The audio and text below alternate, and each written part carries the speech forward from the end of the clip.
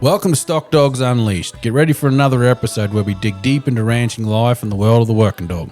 From the ups and downs of handling cattle to training the perfect stock dog, we're sharing it all. We'll be telling some crazy stories, offering tips and tricks, and of course throwing in a little bit of humor along the way. Whether you're working on the ranch or just love hearing about it, there's something here for everyone. So sit back, grab your coffee, and let's get this episode rolling. All right, guys, we're back again for Stock Dogs Unleashed. Episode, I'm not sure. 33. 33? Yeah, I think so. Kicking goals. Kicking goals. Thanks for everyone's support. And we're down in here in Oklahoma, and it's been fun. I thought it was coming down to warmer weather, but it gets cold down here. Did not hit warmer weather. Mm-mm. Bit of snow on the way and colder than a witch's tit in Oklahoma. Yeah, Oklahoma gets cold. That humid cold hits different. Just so you know, out there for our fans, the only reason we came to Oklahoma is for you. Mm-hmm. Just so we could say Oklahoma on here. Yeah, that's true. Now we're down visiting Roy, and we're going to get him on for an episode and answer some of your guys' questions. So if he's called in or asked, he's going to straight from your lips to his ears, back to your ears. And it's not too late. Get in that voicemail right now. Send us some questions for Roy so we can ask him tomorrow. Yep, that'll be really cool, and it's the real benefit. So, yeah, it's been fun. Yep. You got to work quite a few dogs with Roy today. Yep. Yeah, it's been really good. Awesome. Changing how I look at our working dogs. I think it's opening up real big windows for me. I hope so. Getting That's where my wife says you're rude. Yeah. And she's not wrong. No, I think it's been really good. So, and more of it could come. So I'm excited. Yeah. And Novice factor, Gilly is here.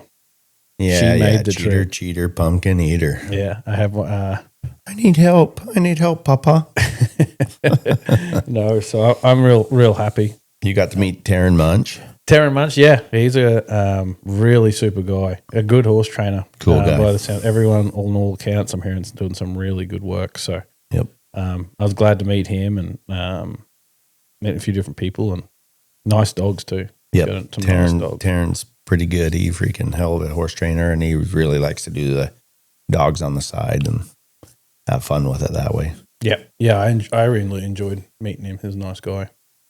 Got things figured out. Unlike myself. Yeah. He got lost. I'm lost too. Yeah. So no, he was good, but I'm glad we're down here kicking off. But yeah, take full advantage of calling in because I'm lucky I get to ask. I've been asking Roy a lot of questions. So if you guys get a chance to call in, it's a benefit. Did you write any of them down so we can ask him? It's all locked in the safe up here. It's like a steel sieve. A steel trap. A steel sieve. Yep. Yeah, there's a few things that fall through the cracks. Yep. I haven't lost my marbles. marbles. Leaks a little bit. Yeah, I haven't lost my marbles, but there's a damn sure a hole in the bag. Oh, shit. Yeah. So you tell us about your day. Oh, I've been down here just working with a couple people I know that I sold a dog to and just visiting and having a whole bunch of fun and dog working. Hell yeah. Yeah. It's pretty fun. It's nice. Yep. And there's no snow, none of that white stuff on the ground. So yeah, thank God. Pretty nice. But yes, you still get cold. There was ice all over everything this morning, frost. Mm-hmm. Yeah, I probably got up earlier than you though. No snow. Oh, we were up pretty early. Roy doesn't let you sleep in. So, but yeah, recapping on the last, I guess I don't know when the last podcast we did was. It was a jet coreless when I kicked your butt in the comp dog pub. You did. My crap talking went down. Bit you in the ass a little bit. A little bit, but then we worked her 10 minutes later and she looked pretty sharp. I think me and her get camera shy. Yeah, 100%. But yeah, she.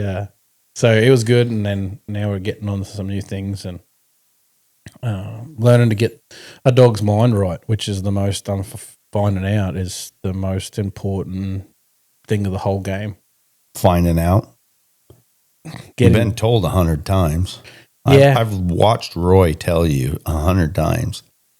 Yeah, no, it's a thing, but He truly, can whip on you in private a little bit more than he can at a clinic, though, can he? Yeah, but getting and truly understanding it, it is tough. Like you can get told that hey, get their mind right, Absolutely. and until you sit down and really talk to someone about it that really gets it or involves, and people have told me, and I'm like, I kind of think I know what you're talking about, but today I was a big click of like, oh, I really got to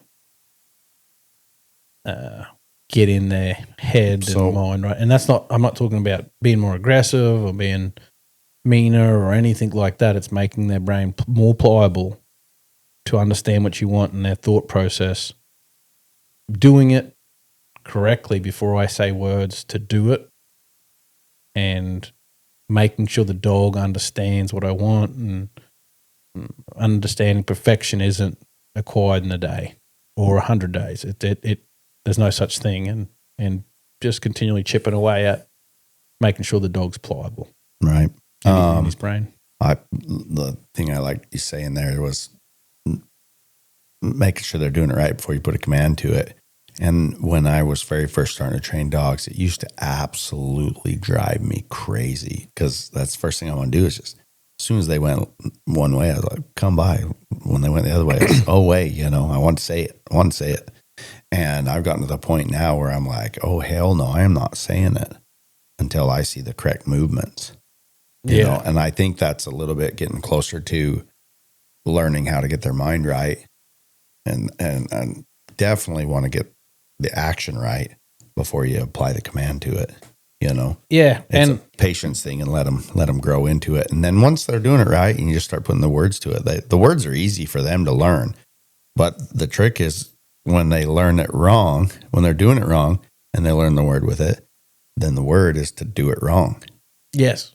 Yeah. But I would really like to jump into deep about you and what you learned on the mind. It's kind of, Roy explained it through horses. I know Chance loves it when I do this, but it's because you're terrible at it. Yeah, it's pretty much like riding a 2-year-old, and Roy says it, and he said it to me 100 times, but you'll pull him around one way and mechanically ask him to go left, right, and stop and all that, and eventually you have to drop your hand. If you're, say, these are cutting horses we're talking about, you drop your hand and the horse goes with the cow and works the cow. Why do you eventually have to drop your hand?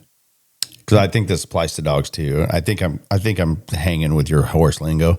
Why do you eventually have to drop your hand? Because in the cutting pen, you can't be using your hands to control them. It's just with your feet and asking them and opening. Anyway, without getting into the horse, like with too far into it, but you've got to put your hand down and trust that the horse knows what it's going to do. Ah, there you go. Yeah, that makes way more sense then. Yeah. So on the dog, eventually you got to let go of your thumb on them, and they got to know what they're doing, right? Yes. And I think what I've learnt and what I have done is I've kept the thumb on them too far. And what I've been getting into today and yesterday as well is you want to escape keeping your thumb. You want to drop your hand as soon as possible. You don't want to keep sooner the better. Yes. So, and I train them in the 16 and go to the 40 Roy's method. And in the 16-foot pen, I'd help them into all their corners and they'd look nice. And I thought, yep, okay, we're ready to go to the bigger pen. But I never dropped my hand in the 16-foot pen. I never required them to test it because I helped them the whole way. And I'd say, they're down every time they hit the corners. And I thought they were doing great. And they truly didn't understand corners at all because I couldn't send them and then hit and stop on their own with me completely out of the pen. I could never do that. I didn't do that.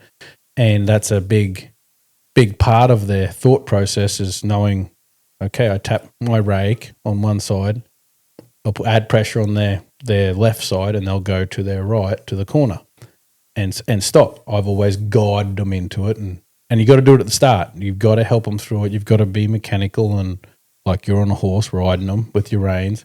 But then eventually, even in that early on, is to try to escape micromanaging them is what I was doing. Right. And I was trying very hard not to do that, but I didn't understand completely what was going on. And we did that and and getting into the 40 and expecting to do the same thing, help them a little bit, but get away from it as much as you can, make them use their own brain, make them accountable for their own actions. So your comp dog was in the corner and you want to send her come by, and she was actually taking a couple steps towards you before she went. Yep. And you explained to me that Roy was saying she wasn't in the right frame of mind, period, before you even sent her. She didn't understand the corners at all. She had no idea where she was going. She was just reacting to me, and she wanted to do the right thing, but she didn't know. I never explained it to her and gave her the reins and said, make the choice. I always guided her into it and helped her. As an over-exaggerating it, I pretty much led her with a leash to the other corner. I said, that's the spot you need to be, instead of sending her and her going, I know where I need to be, and going on her own. She never got to think for herself. So how do you send her and get her to know, I know where I'm going? How do you accomplish that for the people out there that are wanting to Be in the same boat as me. figure this out? Yeah. So using the whip, my mistake was I'd use the whip as like a gas pedal. I would want them to leave and go. Like as soon as I bring that whip up, you better be, and I'm not hitting the dog or anything, I'm just adding pressure, but they shoot to the other side. And what it's actually there for is to be like, okay, I'm coming at you, adding pressure. You give to the pressure, and then your departure has to be thoughtful.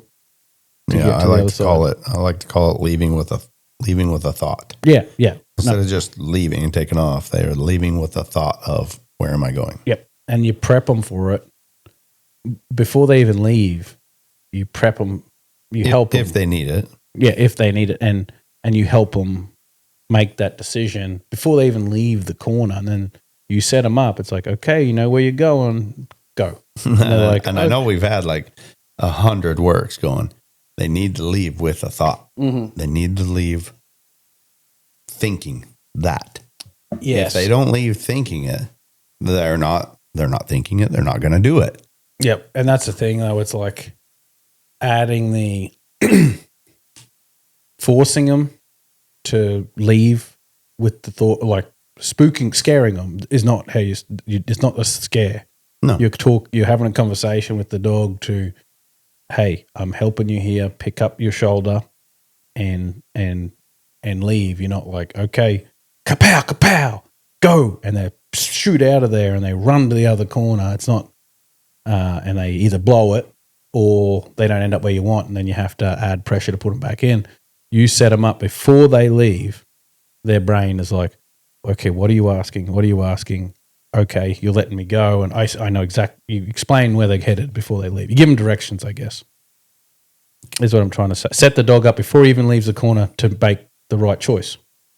And their brain's got to be soft and pliable, and they must understand where they've got to end up to get that. And my dogs always had me pretty much holding my hand on them, pushing them the whole way in an over-exaggerated state, I guess. They were never thinking it. Oh, you're terrible at this. I'm so confused. Oh, well, I'm also confused. It's all fresh. So, but that is the feeling that dog's intent before he even departs is key. If he departs wrong, it isn't going to end well. You've got to get his departure correct. And I understand why Roy says it's so hard to teach that. Oh, yeah. Well, the first part of what you said is the most important to me, all training. Feel that dog. Mm-hmm. You have to develop a feel for your dog. Every dog. Right. You have to be able to get, you're just like, all right, what is he thinking? How's he feeling? What's going on in his brain? And you can't teach that. That comes in the pen. Yeah. Lots and lots of hours. Yep. Lots and lots. And I'm still trying to figure that out. yeah, and it's just tough to. It's such a. There's so many lines you can cross over. It's this grey area, and you can't be scared to mess them up when you do it, because they make mistakes, you make mistakes. And that's why I did get the opportunity to talk to Roy a little bit before I ditched you. We was talking about. He was saying it's just a dog until it's not, and that kind of hit me hard, because when you're raising your dogs, you're trying to raise dogs for yourself. There's always one that shines, and I'm like, oh yeah, this is the one. This is showing me this one. I'm getting excited about this one. Well, then all of a sudden I have I wouldn't even say I have a bigger expectation for the dog. I have bigger expectations for myself. I'm like, I don't want to let that dog down, because he's showing me so much potential. All of a sudden, I start putting more pressure on myself for that dog because of what I think I see. You know what I mean? And Roy was like, you can't do that. You have to just look at the dog in front of you and train what you have. Because if you start getting super emotionally involved, it's the same with everything. The emotions create trouble. Well, you just pressure the dog more because you want him to be great. You think he has potential. And I put more pressure on myself and my timing, and I get frustrated, and then I take it out on the dog. And then if the dog has a little lull in their training, which all dogs do, they're doing great, and then they plateau, and then they do great. And sometimes they go backwards for a little while, and that's not a big deal. Who cares? It's fun anyways. But as soon as you see that dog go backwards that you think is going to be amazing, you start criticizing yourself, like, oh, we've done something wrong, and you panic, and and there's all these expectations, and it screws with you and the dog in their training. And really it's like, does. you just need to train the dog in front of you, and when the dog is done, then you know what you got. Yep. Whether it's a mediocre dog or an amazing dog. Yep. No, and it's a real battle. Well, I look back, and every dog that I had that was my best dog was the hardest dog for me to train. And it's because I went through that roller coaster in the middle of having too high of expectations for myself and the dog. Yep. Yeah, they're just a dog, and like you said, just not a dog until he's not. Yep. And but no, I enjoyed. So I've been loving it. I've been really fortunate to get into this, but that today was a real awakening, and definitely going to win the next competition. Yes. Yeah. Every time. Well, let's hear about your one. Your dog is I'm a little bit more ahead of yours, so that people know that I have an unfair advantage. Oh, you want to talk about how I hurt my dog? I was just going to say she's been out. She's been injured. And she hurt her back leg. She had a little exciting run through the gravel and freaking decided to tear loose on some sheep like an idiot. And I don't know what she's done. She's hurt her back leg a little bit, and she's just walking on 3 legs for a minute. Yep. Well, I hope she heals up. Yeah, I think she is. She was, honestly, by the time we left, she was walking on 4 feet. So, yep. And I so it's getting better all the time. I hope. Hold on. You're not recording. What were we talking about? You were super excited about the opportunity you've had the last 3 or 4 days. Yeah, I was real lucky the last few days to hang out with Roy. So, lots of good stuff. A couple more days to go. Yeah, a few more days, and but yeah, that getting their mind right. It's been such an eye opener. Finally, I wouldn't say I get it 100% yet, but I'm 10 times more informative than I was. Yeah. So, passing the good news from my dumbness onto you guys, if that helps or makes you dumber. I don't know. Is that where we left off, or did we leave off on Quinn? Quinn. Oh, yeah. So, yeah, I'm about a month behind now. I haven't been able to work her. And then Travis is spending a week with Roy working his, so should be easy to beat him. Yeah. I'd really think that now that I kind of get this a little bit more and spending time with him, I think it's going to be a tough one for you. Oh, yeah. Good. And I think all my, Because that's the whole hope and point is that you progress in our training. yeah, I think this will really help. We've been trying. I've been trying to beat this in your head for a minute. So hopefully Roy freaking has the key to getting the earwax out of your ears. Yeah. Yep. So, Not saying I know what I'm talking about, but I know that you've been freaking blocking your dogs. Yeah. A bit. And I guess that's the other thing, talking about people when you're blocking your dogs, for me. You thought literally only when you stepped in front of him, you were blocking him. But come to find out. No. So early on in the PCS, if I stepped in, I would get in front of my dogs and block them. I'd send them, and then I'd move over there and stop them. And I'd be physically in their way to their livestock. And that was number one. Protecting the livestock from them. Yeah. Yes, exactly. And that was my first thing for a while. That's what I was doing. And then I was protecting them because I was like, okay, I got to get that out of my system.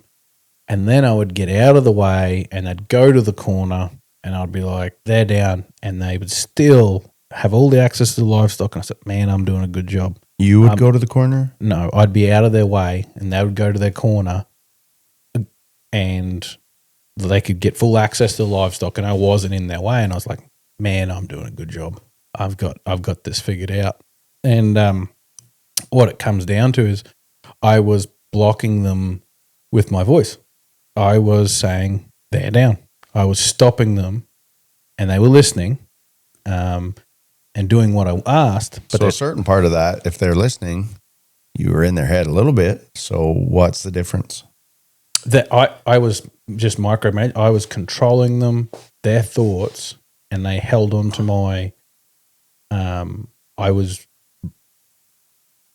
sending them. They were going, and when they went to their position, I was stopping them there, and I was controlling them. I was micromanaging them.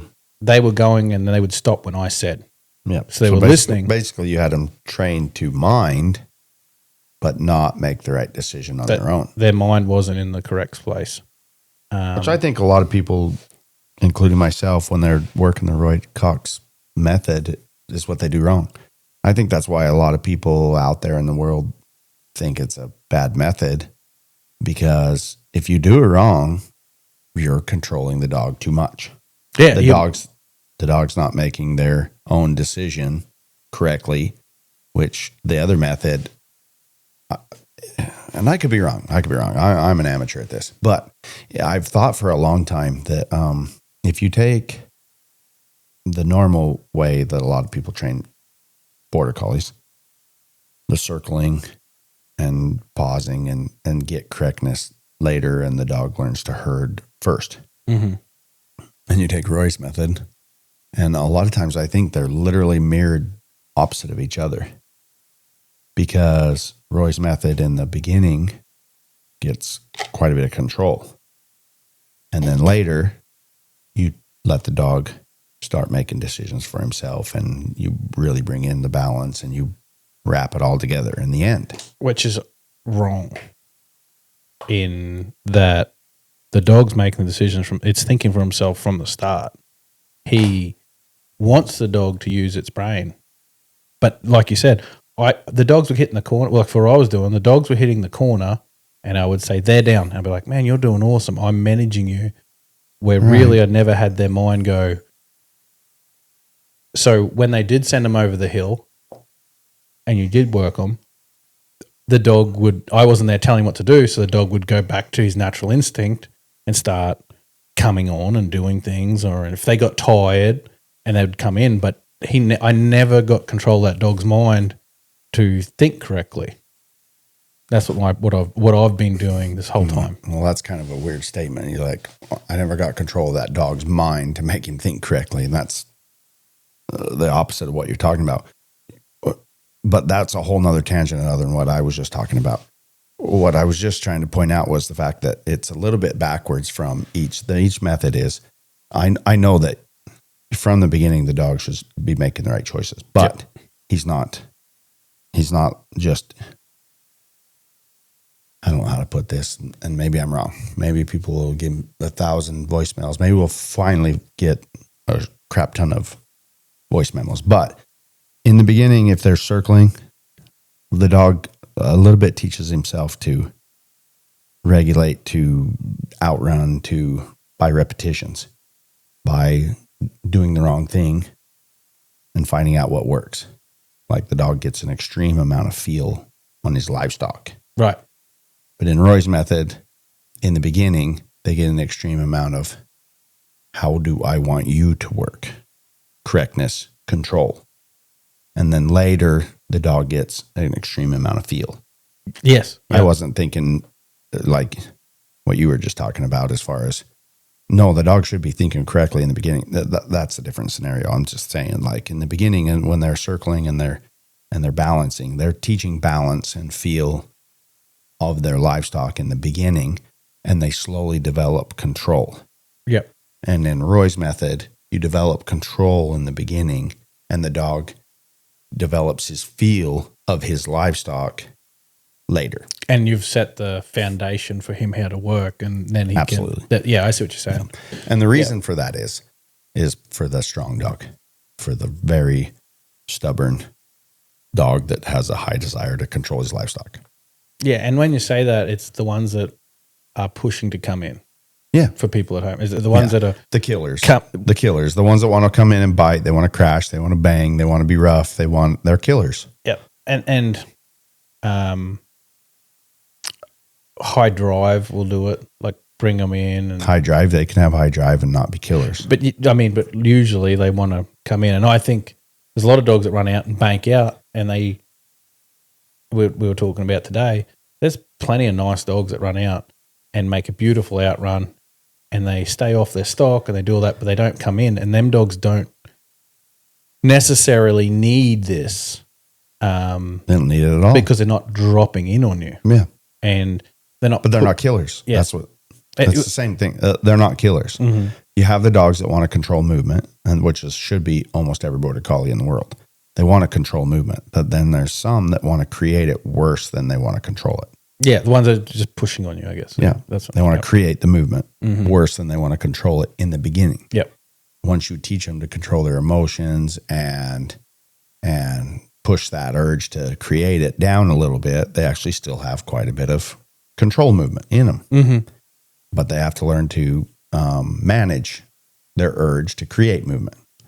And that's, I think, and it's just opinion, I think Roy's method is the best for that. Yep. It's not necessary on dogs that aren't that pushy. It literally, there's good dog trainers everywhere. And there's a lot of good dog trainers that can say that can train a strong dog and done it. So this is the one I've been around. I like. Yeah, this is just the one I prefer. That's all there is to it. But I think it works really well for that. But and I just found that unique that, or at least I think it is, because that's how I feel that the two different methods in a lot of ways mirror each other. Yep, I know what you're saying. But in that sense, when you say you're gaining control early on, for us that are just trying to mimic what Roy does, we are freaking. It's a risky game because you can chill him by having too much control on accident. Yes, and that's, I think, his statement of it's a hard thing to get, is it has everything to do with the corners and nothing to do with the corners. And I think that's a tricky one, because when I first heard it, I was like, this doesn't make any sense. But the more I'm into it, and especially more and more, is like, so what does it mean? My interpretation of it is these create movement dogs that want to come in more, they're not being square, so you're asking more, and the corners there are a great gauge for you to get to the corner, and you can see them coming off the fence and out of their corners to push on you, to come in, to hook in and grab something. And then you got the softer dog, like the control movement dogs that are bubbling out and not pushing on you at all, they don't need them as much because they're still out. I'm trying to think about it. Well, you're laughing. Let me give my And interpretation. you're kind of being a jerk. I'm not trying because to be a jerk. you sit over there and make your faces like you're some expert. I'm not. But I seen I'm you not. turn into a puddle around. So it's hard for me to explain. There's 33 episodes and I hurt your feelings. Yeah, and I see you sitting over there and it's starting. But you're going into strong dogs and weak dogs. What does it mean to freaking? It's all about the corners and it has nothing to do with the corners. It's like how I interpret and how I explain it is it's hard to see it and to show someone. I feel a lot better, but using my words is Tell me harder. if I'm wrong. It's all about the corners because we use them when we need them, and it has nothing to do with the corners because in the end of the game, there's no corners. The dog just does it properly. We use them as a tool to get what we need out of the dog that needs them. Am I wrong? That statement's true, but then I was trying to explain to people about. I'm asking you what it means that it's all about the corners, but nothing to do with them. In my mind, it's the dog's thought, and they don't have to go all the way to the corner if they have the correct thought. And if they've got the correct thought and are out of the corner, I'm okay with that. If their thought process is pure. And it's very hard to explain. And the best person to explain it is Roy, but We'll ask him. Getting it, when you see it, you understand it. So angry. God. Well, you're sitting over this you jerk. turn all look red and be freaking jerk 'cause on your face. I'm laughing because you're freaking choking And over your own I'm words. very vulnerable because you're putting out all the things that I'm learning and making myself go, I'm understanding this, and I ain't hearing crap from you throwing yourself under the bus. You're like, yeah, I've been telling you this. No, and I said that on one thing. And I'm trying to I'm trying to do it for the listeners that are like, oh, so it's hard to be judged when I'm looking at you, and I'm putting myself out there. You're putting yourself out there. I am putting myself out there. And I'm laughing at you. I'm sorry. Because I'm sorry, Pookie. I'm trying to better myself, but I'm also trying to better the listeners. It's true, but you're trying to go into this huge philosophical freaking. That's all I was laughing because I'm just asking you, what does it mean that it's all about him but nothing about him? And you're like, when a dog thinks about his thought process and if he goes to the corner but he doesn't go all the way, but he's thinking right, and I'm okay with. I'm like, what are you even talking about? It's hard to get. That's why I laugh, because that's just what you do. You go off on tangents. I do. It's hard to explain to people, I guess, because your statement is true. It is. There's nothing to do with the corners. Explain. It's hard because it's like, yes, it has nothing to do with the corners because there's no corners. But when you're working a dog, if he's in the right frame of mind and he is thinking the correct thoughts, then you don't even use him. If he's not in the corners, exactly.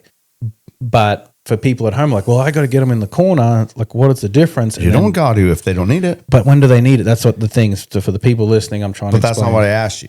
That's why I laughed. You're going off into this deep zone of freaking trying to break everything. Explain it better, please. No, I'm saying that's why I was laughing. I was trying to get you just make it simple. Make it simple. You wanker. I'm trying to get you to just. There's so much variances, and there's a million variances. It's so hard. That's why it's. Oh yeah, literally everybody on the internet wants to talk about how they don't call it Roy's method. They call it the corners. They call it the corners. It's known.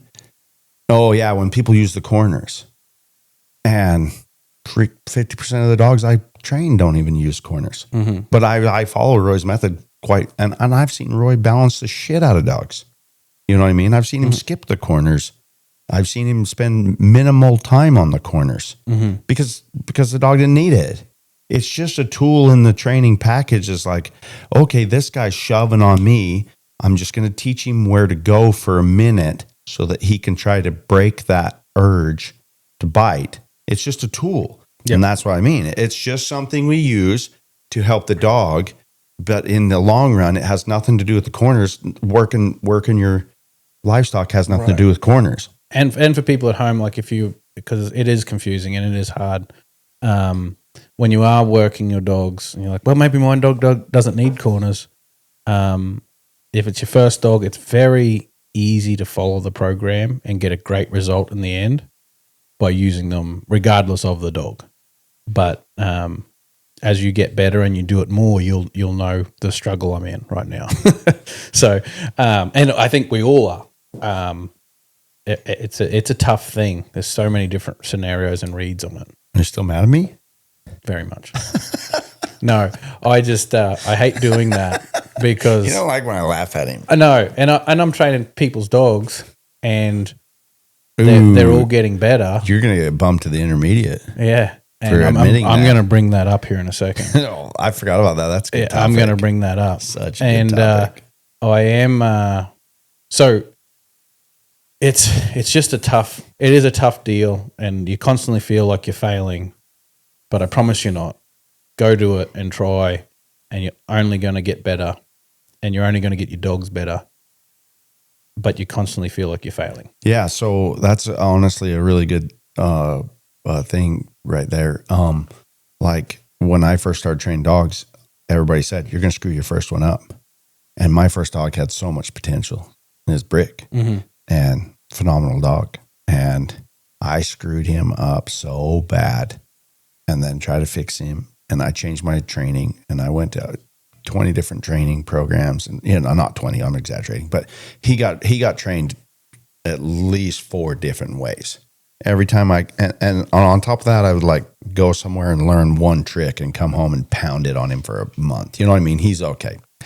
But in the big scheme of things, when you want to talk about if you're shooting for the world championship in the open MSSA, Brick was screwed up. But Brick was a good dog. Brick was my best dog. And thank God I did it anyways. You know what I mean? And we were talking just a minute ago about it's just a dog until it's not. You get emotionally wrapped up into it and you screw them up for doing that. It's like, just jump in. Just jump in. I don't care if you're nervous, if you don't think you're good enough, if you think your dog has too much potential and you don't want to screw it up, you can't. It doesn't matter what kind of training. If you're putting effort into your dog, it's going to be better for it, and so are you. Definitely, and that is the case. And the other thing is, every expert started as a beginner, and also all the experts' dogs have holes in them somewhere. If you look hard enough, and they're willing to admit. If you can tell me a perfect dog, if someone says they got the perfect dog, I believe they're a liar. There's the great dogs, and there is really good, but if you find the perfect one, tell me and I'll buy it, because I don't know. I think there's some really nice ones. There's a couple of world champions out there running around that. Have all your dogs got holes? Have you? I'm not a professional. Don't bring me into this scenario. Have you ever had a perfect? Just as a. I'm a terrible example of that. Don't bring me into that scenario. Well, no. I believe that every one of my dogs have holes in them, but I think that everyone's do. I'm not good at it. But I do think there's always something that someone's not happy. You're constantly working on your dog, regardless. Obviously. And so that's the other. There's people that do a good, better job, but they started crappy, and I think dive in, and that's a big fear that people I talk to. So basically, like Scott Glenn, Joni Tenagen, Roy Cox, all these guys sucked at some point. Jesus Christ, right? Chance, I got it. You poured me a drink you could start a truck with. Talk like that on the air, Bubba. You could start. Remember where you're at. Jet with this. Anyways, these people all that are famous trainers started as ground zero. Yes. So you hesitating to blast off, freaking don't. Get after it. You'll never regret it. Train your dog. And the guys that don't any way have time, you can think of. And the guys that don't have time, I get it. Do the best you can. Try some things, and you'll be it's beneficial. And maybe you'll get bit by the bug and really dive into it. And it is fun. It's And if you listen long enough, you'll learn all the ways you shouldn't do it. Yeah, all the hot ways to explain it, and Chance can insult me. But Don't laugh at him. I am trying to. Have you ever seen any of them reels where the wife comes in and is like, all right, my guy's going to come in and show you his new pocket knife. And don't you you be nice. That's what freaking I'm going to have to start doing for Travis. Like, okay, guys, he's about to explain something. Did you be nice to him? He freaking, I'll stand behind you and freaking. I don't like. He's sensitive. Everyone wants to be good at it, and putting your faults and learning out there is difficult. And I don't mind doing it, but I don't want to get made fun of it either. I didn't make fun of you, dude. What I make fun of you for is your word vomit. I do. I have a horrible word vomit. Well, I shouldn't call it word vomit. Let me rephrase that because that sounds like shit. What you do is this is the thing you do that drives me the most crazy is you say about 3/4 of a sentence and you don't finish it. Because your brain's going, how do I explain this? And you say 3/4 of a sentence, and then you jump to another way to say it, and you say 3/4 of it, and so none of it makes sense. I'm like, what? I'm not a good teacher. That's when I start laughing, because when you do that, you're also nervous and you're trying to think about what you're actually thinking. It's hard to explain because I'm not a good teacher. It's absolutely hard. And I'm trying to not commit to be in a closed book and be like, this is how it is. I'm trying to be as open and learning as possible and not get in that mindset of like, I'm right. Right. I'm trying to, so in doing that, the orders get grey and it's hard for me to explain. So I hope some of the information helps. But the one thing I do want to bring up, moving on from my hobbies, and I'm sure we'll get back to it, is everyone sees things on the internet and different types of things going on, and the dog world and I get this out there, everyone's very supportive of you usually that I've seen. If you get into dog people and talk to them, they want to help. And whether you're getting advice from a novice, intermediate, open, take it. If you're not wanting to get into it, someone's willing to give you advice, go pay for a lesson from them, go talk to them, get help, because are you going to divulge why you're saying this? I think it's just, I'm just getting into it. You pansy. I'm just getting into it and take it from anyone and be happy for their advice. They gave you their time and find some good in it. And the people, and they're putting themselves out there telling you this information. Shut up, Chance. And people are doing it.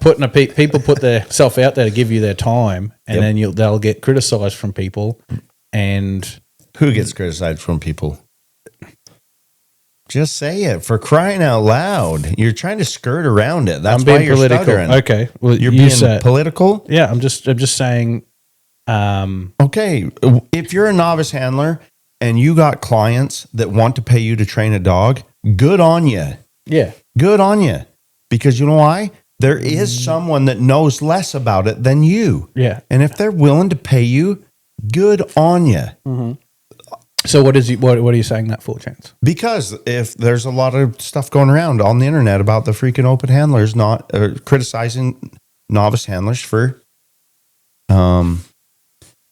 getting clients, and they don't think it's right because they don't think they know enough to be given advice, and that's not true. Mm-hmm. That's absolutely not true. Yeah, and I was just going through my way of thinking of it, so I didn't have to get into naming names or getting. I didn't name any names. Yeah, and I don't care who does it. It's been going on for more than just last week. Yeah, but is what it is. I'll just use the reason I guess I feel the way I do is because of my experience. Mm-hmm. And in the Uinta Basin where I live, there was no open handlers within 3 hours of me. Mm-hmm. I got introduced to stock dogs, period, before I even thought about dog trialing. I got introduced to stock dogs by novice handlers. Mm-hmm. And I thought they were brilliant. Yep. And they were brilliant compared to me on dogs. What are you doing? Spilling. What was I saying? You went on Basin. Yeah. In the Uinta Basin, I freaking got introduced to stock dogs by novice handlers. And they were brilliant compared to me. I'd never seen anything like that before. And they showed me how handy and how strong a border collie could be and how useful they were. And I spent 6-8 months taking lessons, using their facilities, calling them, texting them, using their stock, having them come over to my house. And if they would have let me pay them, I would have gladly paid them, but they wouldn't let me pay them. Yep. And it's absolutely ridiculous. Now, once I got to a certain level, to hone my skills in more, I had to reach out farther, right? Yep. So what? Big deal. But those guys are the ones that got me started Into this. Yes. And they helped me leaps and bounds, probably more than any open handler ever did. Yep. You know what I mean? Now, I went to a bunch of clinics, but no single open handler ever devoted the amount of time and energy it took to get me even started in the concept of it. That's a great as a way to put freaking it. novice handler. That's a great point. And they should have been paid for their time. They Yep. should have. Yeah, that's exactly how you, yes, there's people wanting to give information to you, take it. No matter who's it from, don't care what, if they're more educated than you, take it. It doesn't even need to be more educated than you. You should be listening Yep. all the time. But it, like, I think the rule in MSSA and any association that the novice, if they're getting paid to train dogs, is automatically bumped up is bogus. Yeah. And I don't care because, and that's just an opinion. It doesn't matter. Yeah. It's bogus because you know what's going to naturally happen is if you're training outside dogs, you're going to get better so much faster by doing that they can literally just watch you in the ring and not know anything about you. And you're going to get bumped up because you're better. Yep. You know what I mean? And Yeah. it should be that it doesn't even matter. They can be getting paid. I think they should be getting paid if they want to, and they can, and they get a client, get paid. That will boost them up faster. Yep. They will grow. They will love it. They'll get more addicted if they're doing that. And so there doesn't need to be any kind of rule in trialing, because really trialing has nothing to do with the actual real world. No, and that's the thing that got me, I guess, is people that are open talking to these saying that this shouldn't happen. I look at the Just people complaining. Yeah, and I look at the people and I say, well, that's fair enough. But what makes an open handler? You're good at trialing? Mm-hmm. Yes. There is better hands that have never been to a trial that are running their dogs on hundreds ahead. Does that make them a novice handler? Let me put that into better terms than what you just put it in. There's hands out there that are more experienced in handling livestock. Better hands than dogs. Better hands than dogs. Yep. Better handling of dogs than, I think, a lot of people. Oh, myself okay. included. You're saying there's open handlers, that there's people out there that are better. Yes. Okay. That sounded like you were saying like, dog handlers out there that are better than all dog trialers. No. They're just there's guys you. that could jump in and compete. Oh yeah. But they don't because there's open handlers all over the place that struggle with reading their livestock. Right. And I know like my father-in-law, when he was freaking in his 60s, could read livestock like nobody I've ever met. Never ran a dog in his life, but if you'd put a dog in his hand, it would have come simple to him because he could read livestock, yes. Right? He could teach you how to read livestock. Yes, and that's the thing. It has nothing to do with trialing. No, and does that mean you don't take advice? It's like, oh, this guy's got all these cows, got great dogs, but he's never been to a trial. Do you not take advice from him? Yeah. It's like, or is what I think it comes down to is that they're and trialing is awesome. I love it. I do it. It's awesome. And you are an incredible, amazing. Well, you're putting yourself out there. Well, I'm just saying, if you're somebody who wins in the open a lot, you are unique. You are good, killing it. Yep, you're good. Yep, really good. You're good at trialing. Yep, you know what I mean. And I know. Let me finish. I know a lot of good trialers that are also good at stockmanship, handling their livestock, reading their livestock, and ranching and cowboying, right? Yep. But there's also a lot of open handlers that aren't, and so classifying, you need to be bumped up in trialing because you're getting paid because you know stuff. It just, they don't have anything to do with each other. They really don't.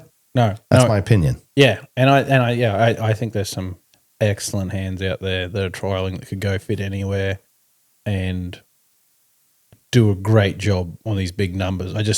The guys that aren't doing trialing shouldn't get counted out because they're not doing a trial. It doesn't make them less of a hand or a handler. Yeah. Like I can say, you could take Brian Jacobs and take him anywhere, and he could do all the jobs. All the jobs. He can read stock like no one's business. Oh man! And his dogs are on point, and you could put him in any scenario, I believe, and be a huge asset. Yeah. And there's a lot of people like that out there. There's just a name that popped in my head, but don't discredit the guys that don't go to trials as not being an open handler. Like the open handlers, it's not this prestige of like. No, I can tell you right now, from my experience, the novice handlers is what brings more novice handlers in. Oh, huge. And novice handlers is the lifeline to our sport. Yep.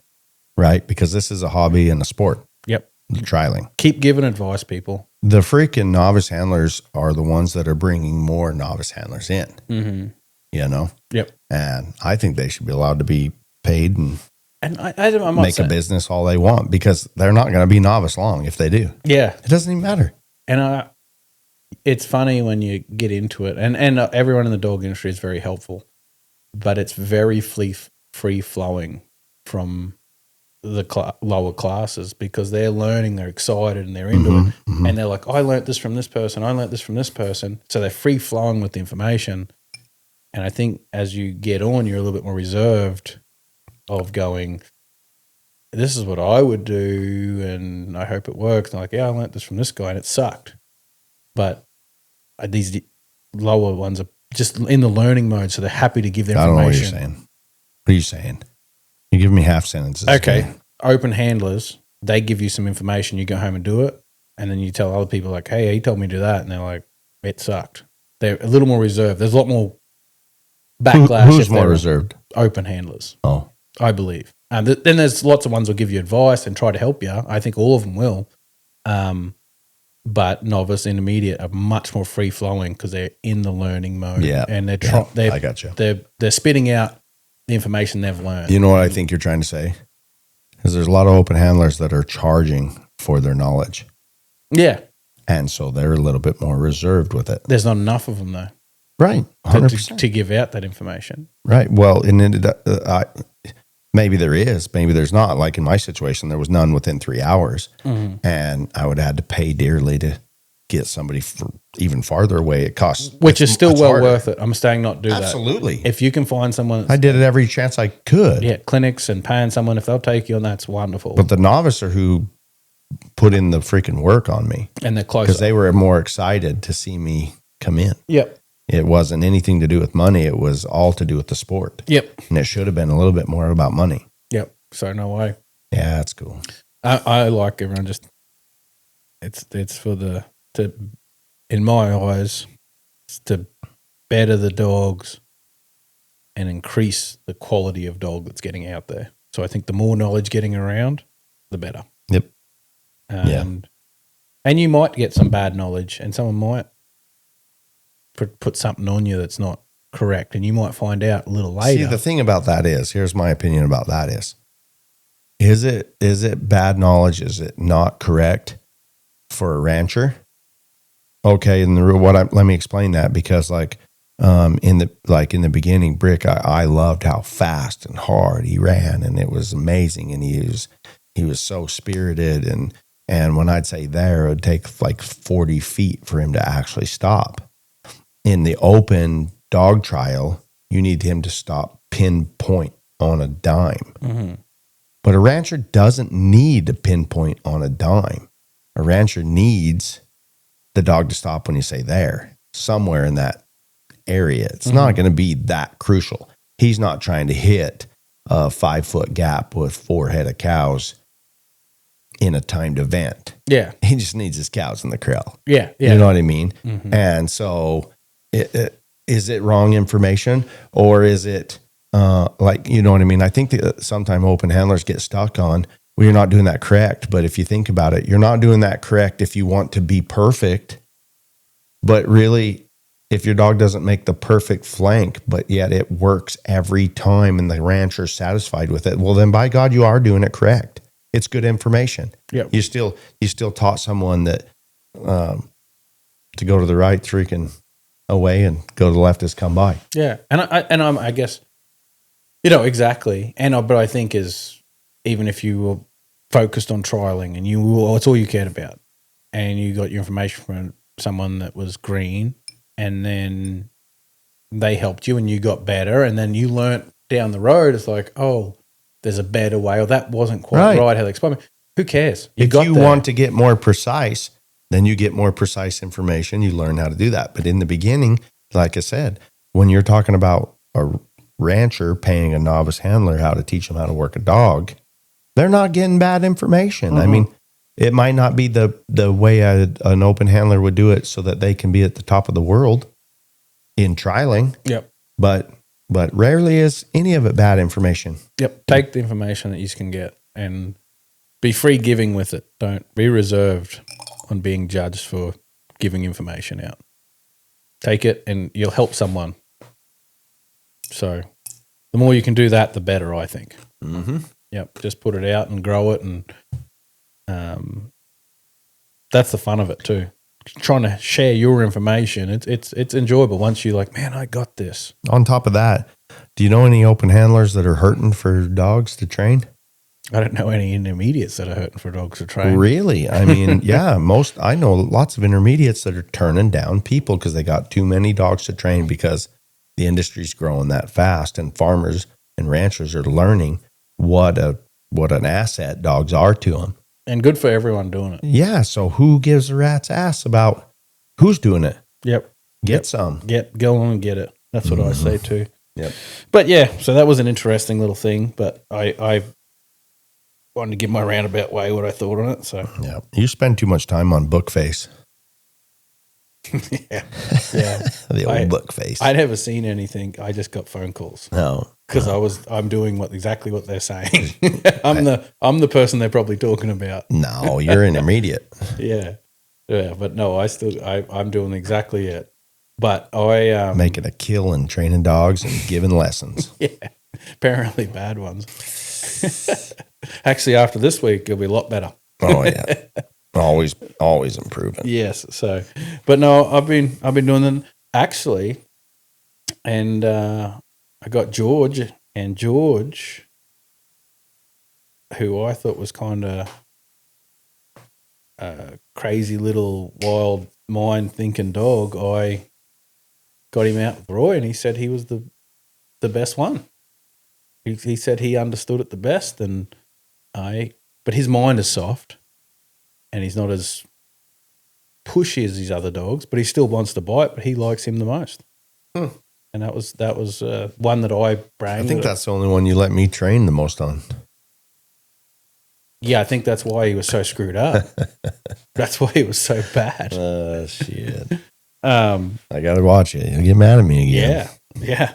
Acting I'm like putting myself out here and you're just laughing. You worked George twice and you think you trained him. I know people that's like how you. it works, dude. I know people like that's you. That's how that works. I know people like you. Yeah, I made that dog. Yep. I trained that dog. It's not lying. I trained George. You put 2 bad works on him and now you're 2 10-minute sessions. Yeah. I trained him. He's fixed. No, I didn't say I fixed him. I just trained on him. Yeah.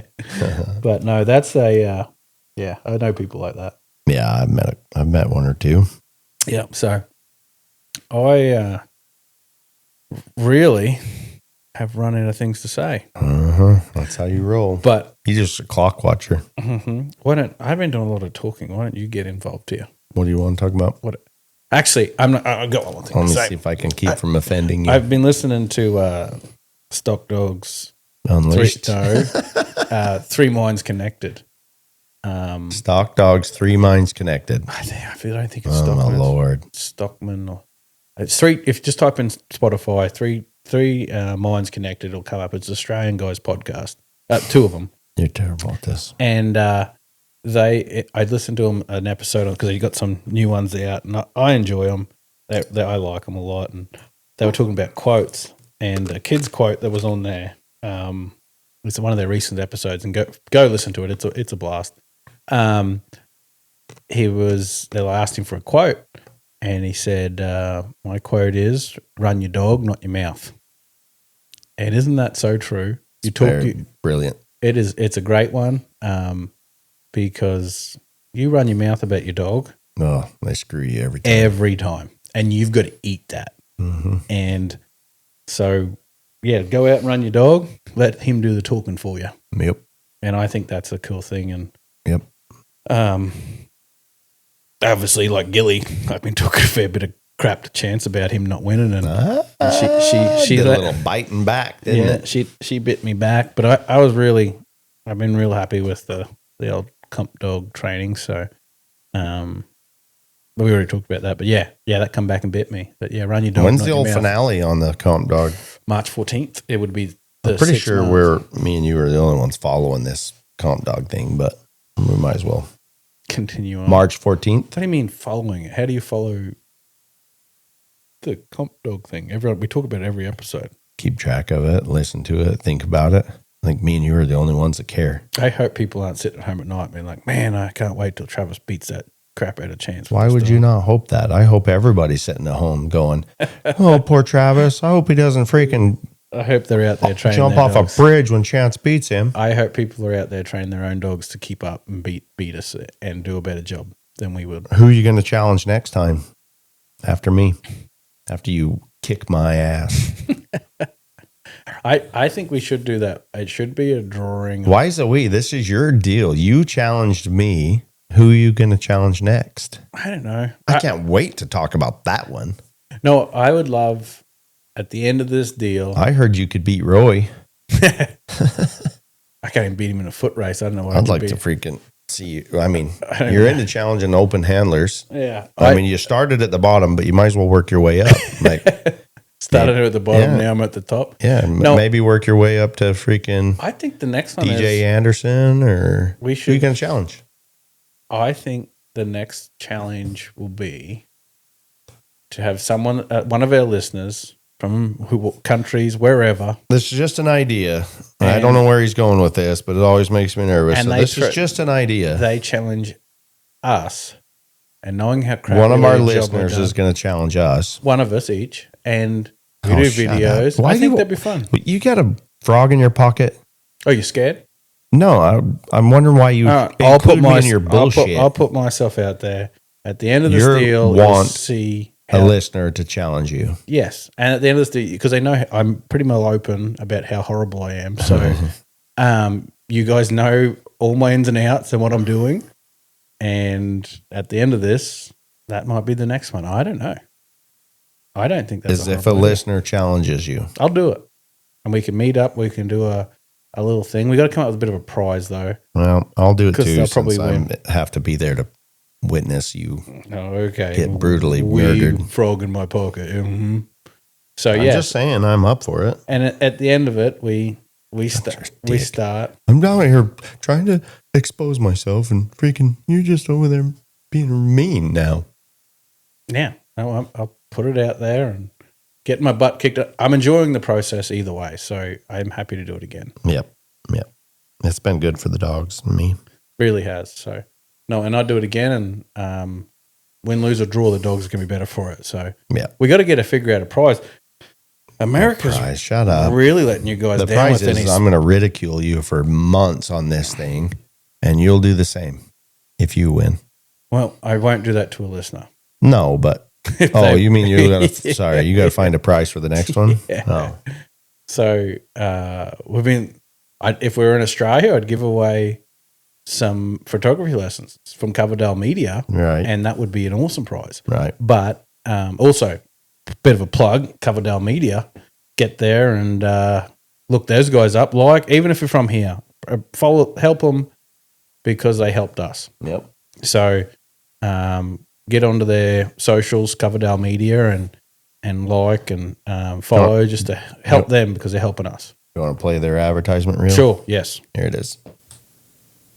Stock Dogs Unleashed is proudly supported by Coverdale Media, capturing the grit, skill, and the heart of the working dog world through professional photo and video. Find them on Facebook and Instagram. Support those who support us. Well, that was amazing. I don't know who you got to do that, but they did good. Yeah, exactly. So, no, get out and help, even if you are from the US, and they've been a support. And so Chance and the US guys really let us down. So we're going to have to come up with a prize from Stock Dogs Unleashed. Talking about that, hats are now for sale. Yeah, you need to fix your price because you screwed it up. Did I? Why don't you go dive into that, Mr. Liar, Pants on Fire? I swore I paid $17 a hat, so I announced that we would probably charge, what, $22.50 a hat or something like that? $22. $22 a hat. I've already that's what it was. committed to a few early people. Yeah, we already sold like 10 hats at $22 a hat. And it actually cost us some money. Cost us $22.56 a hat. Yep. So Yep. we're now selling them for $25 plus shipping. Yeah, you need to go a little more than that even. You either need to go 28 or 30. What are you going to do? 25. I just said it. I'm here.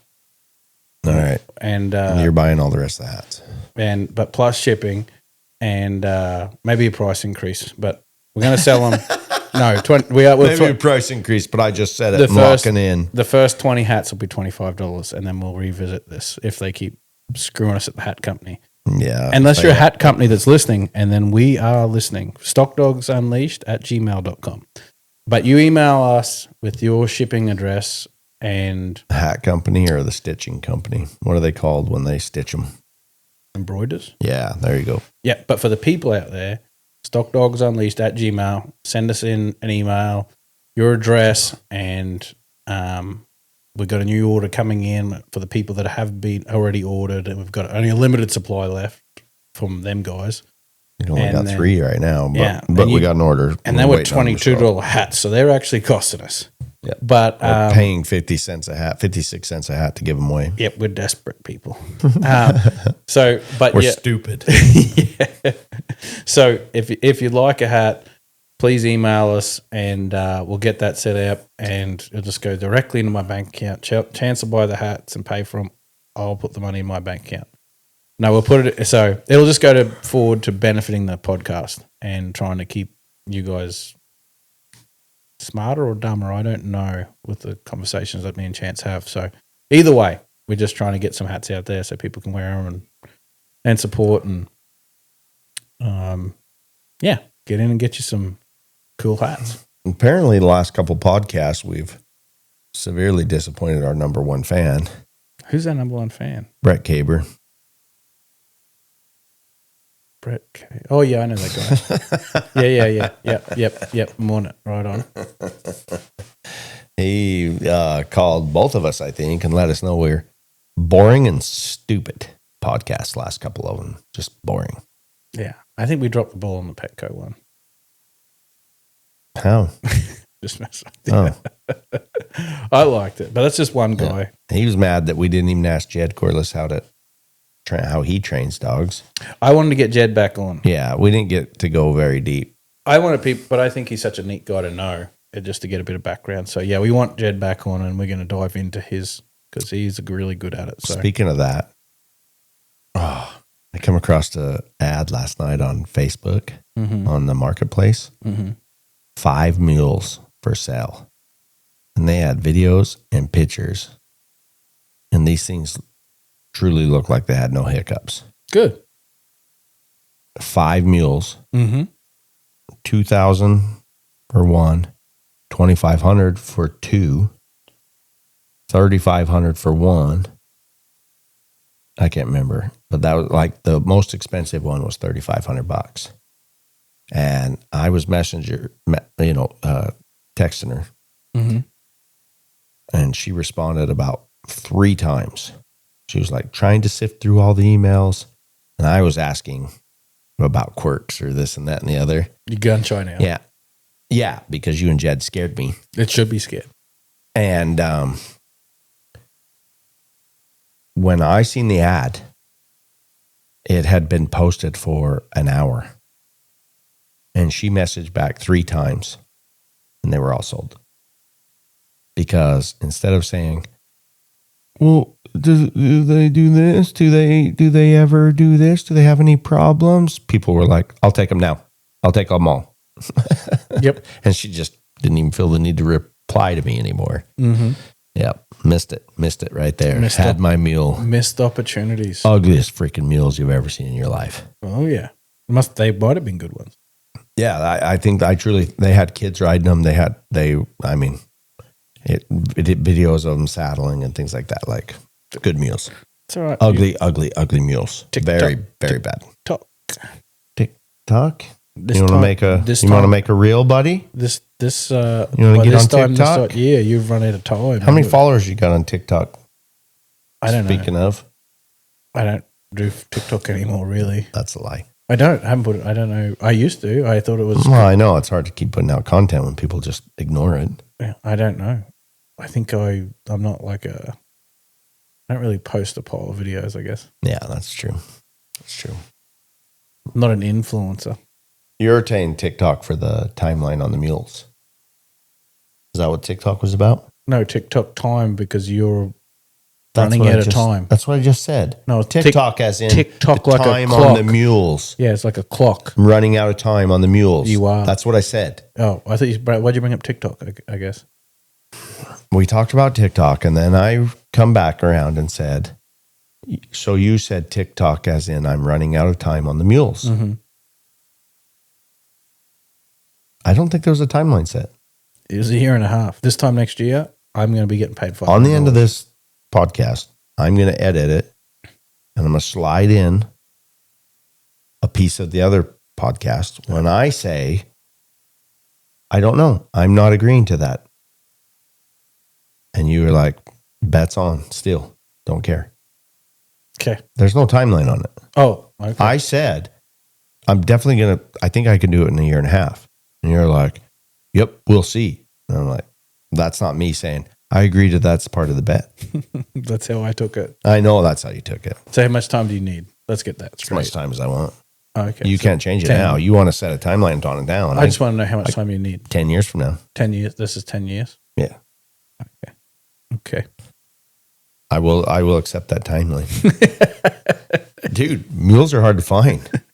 I thought the hard part was going to be building the wagon. I can't find a mule. Yep. I would love it if somebody emailed us at Oh, Stock no, Dogs don't even Unleashed. bring that up. I told you on Yeah. Jet, so you're like, oh, no way. What the hell was her name? It's not Jamie. I think Brittany will answer the emails. She'll go over the emails. Anybody that emails us that has a mule for sale, I rang that up she and will you sift through it. strictly said no. She on will Jed Callis. shift. What do you mean? On Jed Callis, I said, hey, with chance to look for a mule, email us. And you're like, No, I didn't. I don't know what you're talking about. oh, let's edit that in because I know what that is. You go ahead and edit that part in. I'll put it on our Facebook, guys. About Yeah. chance laughing at that. So Yeah. I think I actually have it on my phone right now. Actually, Yeah. But yes, yeah. Go ahead and email us and get chance a mule. Yeah. Advertise us if you got a mule. Yep. Brittany will look it over and see if it's a good enough mule or not. And What is a good enough mule? If it's worth its money. What is a good enough mule? Mule guy? You're the one advising me on mules. What's a good enough mule? One that'll pull a cart. Yeah. That's the only thing you need. That's the only thing I need. Yep. There you go. Yep. For how much? What does a mule cost that only pulls a cart? Oh, I don't know what a good mule's worth. So full of shit. I'm not in the mule market. I don't even know. I don't even understand. I wish you'd find one. That's the main thing. I hope you get one. I hope it's the cheapest, greatest mule you've ever seen. I do too. I hope you get a great mule. I really do. I got excited last night. I was like, oh shit. It's happening. It's happening. I'm going to be a mule owner. And I did not pull the trigger fast enough. Yep. But I did join a group that was something to do with mules only, something Facebook. Mules only. Yeah, you know what I mean. Like the whole page was about mules. Yeah. That's fair. So maybe I'll be starting to see. Actually, it was that Holly Boyer. Is that her last name? Mm-hmm. The one that gave us the voice. That's covered. She invited me to join that group. Soon as I accepted it, boom, there was a thing for mules for sale, and I was like, shout out to Holly. Yeah, she's on it. She's helping me out, dude. She's gonna hook me up. Yeah, I wonder. Call in Holly, and what are your thoughts on chances of winning? Chancy pantsy. What I want to know is Travis and Jed Corliss right? It's a good mule, except everyone ever. It's a good mule, except it bucks. It's a good mule, except it bites. Is that true? I want to know that. I did. Any voice memos about that? Somebody I talked on the last one. I had a great mule, except he was old. That's the only thing. If he was younger, he would have been a great mule. He did it all. I think Mike Bartlett's mule. You're repeating exactly what I just said. I know, but I'm saying that there is them out there. I'm not saying they're not. That one was a good mule. I think Mike Bartlett's mule was a very nice mule. As good as one I've ever seen. I'd never seen an except. Didn't you say something about he could have trained 10 horses in the time it took to train that mule? That's what Richard Daybell said, yeah. Jed was saying that. Yep. But in saying that, who knows? But Mike has an extremely nice mule. Oh, yeah. It's amazing. Yeah, that was the best one I ever seen. Huh? But I think the one I had, he was just very, very old. Probably, he had no bad habits. So the mules last night were all in the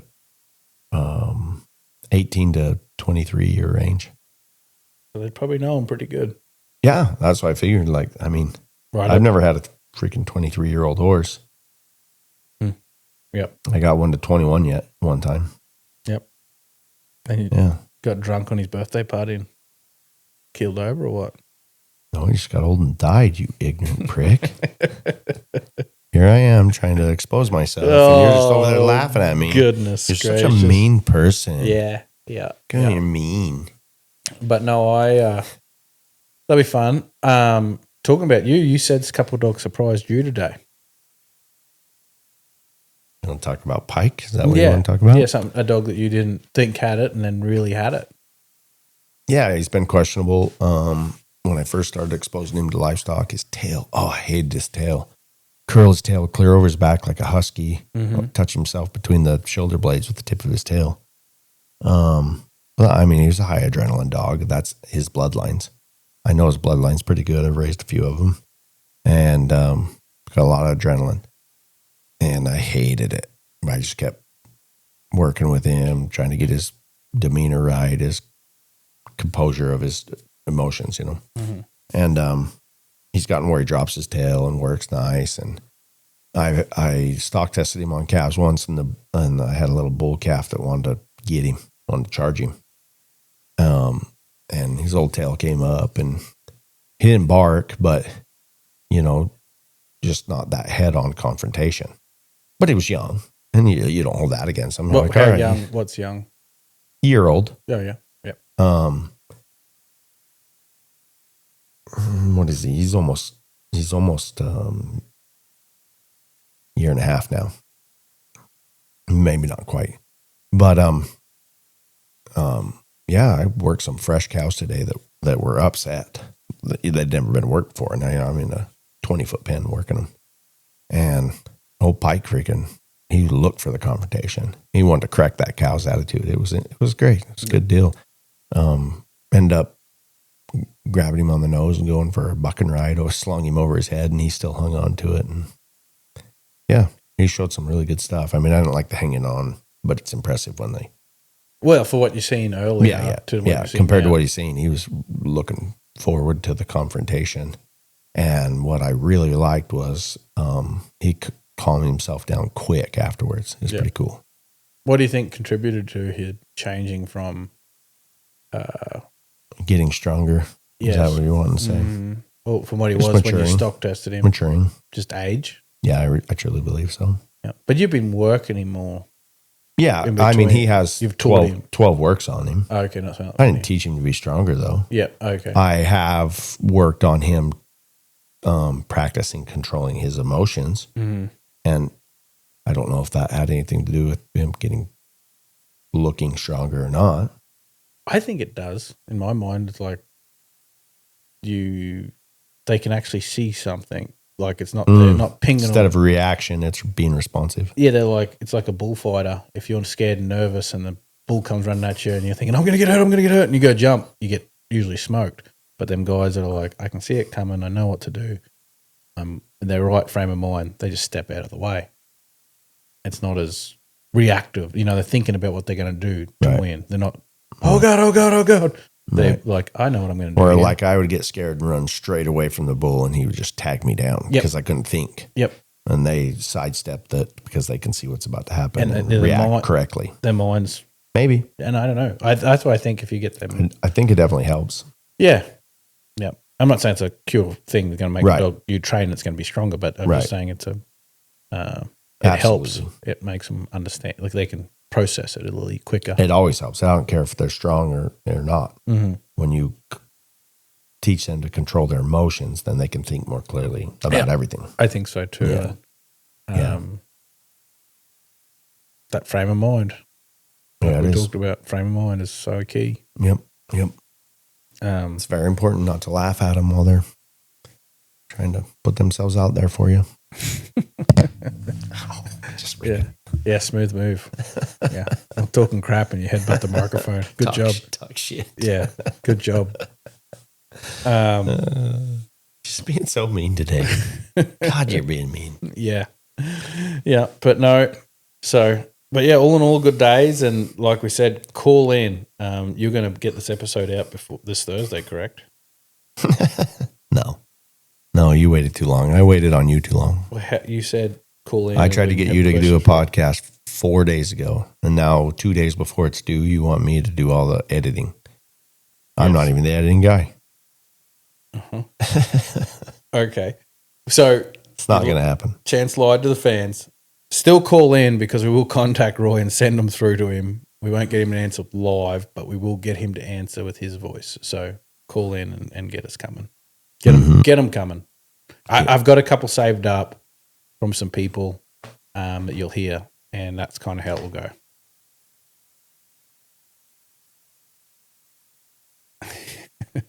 So yeah, no, get in, and I think that's it for this week's episode. Hey, you're calling it. All right, sounds good to me. Yep. Well, thanks again. Enough of this hotel podcasting in Oklahoma. Yep. Peace out. You can catch all our episodes of Stock Dogs Unleashed on Spotify, Apple Podcasts, and YouTube. Don't miss an episode. Hit that follow button. Without you guys showing your support, we can't keep growing. So join us every week for insights, laughs, and all things ranch life. But seriously, hit that follow button.